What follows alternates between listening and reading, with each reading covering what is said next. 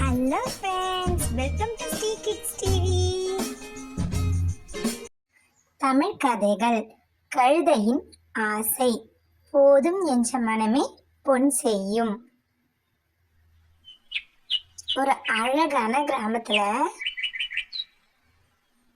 ராமு என்ற கழுதை ஒரு விவசாயி கிட்ட இருந்துதான். அவர் காலையிலே அந்த கழுதைய சந்தைக்கு கூட்டிட்டு போயிட்டு தன் வேலைகள்லாம் முடிச்சு வீட்டுக்கு கூட்டு வந்துடுவாராம். அதுக்கப்புறம் மூட்டைகளை கவிழ்த்து விட்டு அதை சுதந்திரமா மேய அனுப்பிடுவாராம். அந்த கழுதையும் பக்கத்துல இருக்கிற காட்டுல தன் நண்பர்கள் கூட புல் மேயறதுக்காக அங்க போகுமா. தன் நண்பர்களை சந்திச்ச உடனே ரொம்ப சந்தோஷமா அவங்க கூடவே சேர்ந்து புல் மேய்ஞ்சிட்டு இருந்தான். அப்போ தன் நண்பர்கள்ல ஆடு ஒன்று, நண்பர்களே நம்ம பாட்டு போட்டி விளையாடலாமா அப்படின்னு கேட்டுச்சான்.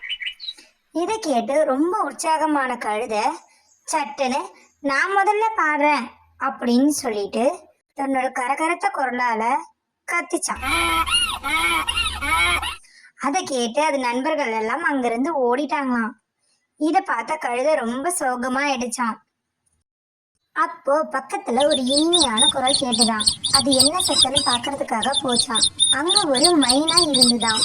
அந்த மைனாவை பார்த்த கழுத, மைனா மைனா, உன் குரல் எவ்வளவு அழகா இனிமையா இருக்கு, அதே மாதிரி என் குரலும் ஆகணும், அதுக்கு நான் என்ன பண்ணணும்னு கேட்டுச்சான்.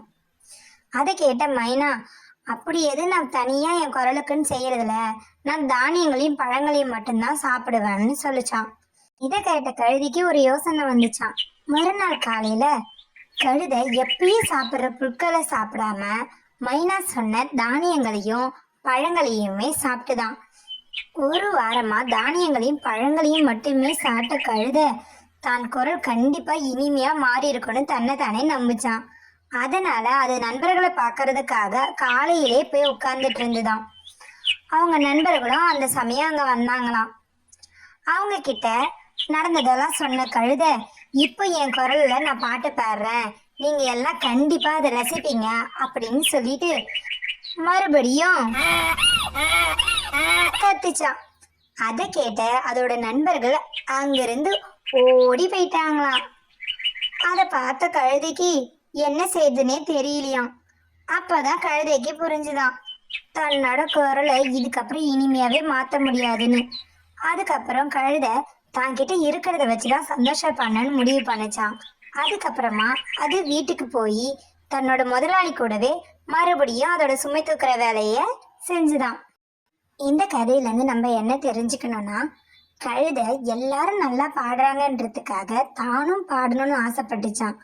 தன்னோட கரகரத்த குரலால சரியா பாட முடியலன்னதும் கழுதை ரொம்ப சோகமாகி மைனாவை பார்த்து அதோட பழக்க வழக்கங்களை தானும் கடைபிடிச்சு தன்னோட குரலை இனிமையா மாத்த நினைச்சது.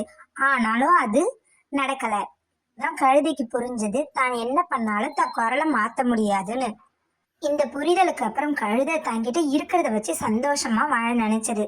இதுக்கு தான் நம்மளும் எப்பயுமே அடுத்தவங்க என்ன பண்றாங்கன்றத பார்க்காம நம்ம கிட்ட என்ன இருக்குதோ அதை வச்சு சந்தோஷமா வாழணும். இததான் போதும் என்ற மனமே பொன் செய்யும் என்று சொல்வாங்க. Thanks for watching our channel. Like, share and subscribe us.